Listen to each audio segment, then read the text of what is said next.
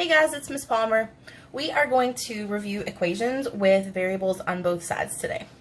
So if you have an equation like this where you have a variable here and a variable here, okay, we've got our equal sign. Our equal sign is splitting our equation into a left side and a right side. So if we look at the left side, we're going to see, do we have any like terms? So we have the 3 and the -7. Those are both just constants. So that's going to be our first step. We want to combine those two together, and we're going to get this 3 here and this -7 here. So those are going to combine and give us -4. And then that x is just going to drop down. It's going to stay the same. We don't change it.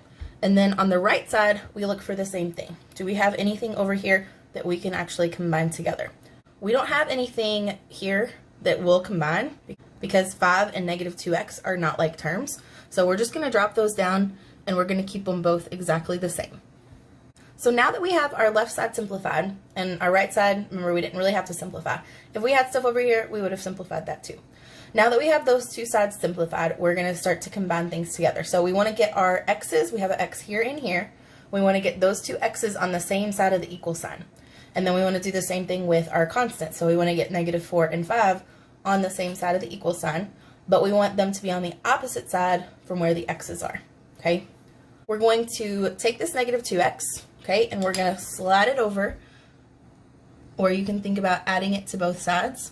So when we cross it over, remember it changes because it crossed through the equal sign, and when it changes sides, it has to change signs. Okay, so we're going to do the same thing with the 4. We're going to cross that over and change side, change sign.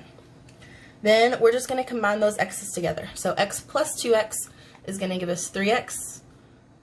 Okay, and that 4, remember, is gone. I slid it over to the right side, so it's not here anymore.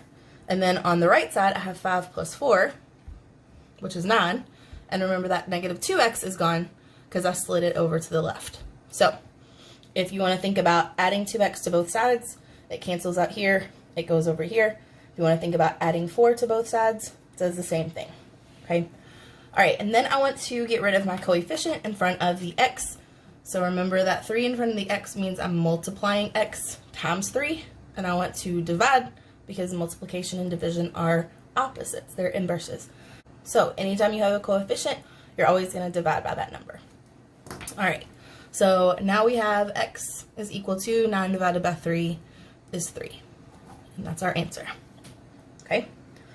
Okay, so let's do another one. We have the same type of equation. Okay, we have our stuff. There's more than one thing on the left. There's more than one thing on the right. We're going to combine things on the left if we can. We're going to combine things on the right if we can. That's always our first step. See what we can do.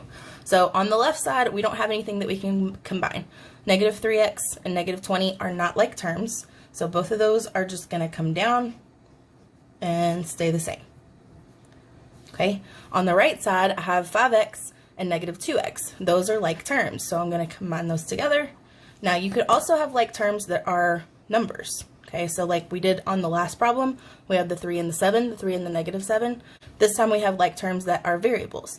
So those are going to combine and make 3x, plus 10 comes down.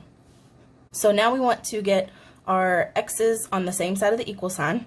We want to get our constants on the same side of the equal sign. Remember, we want them to be opposite. So we want the x's on one side and we want the constants on the other side.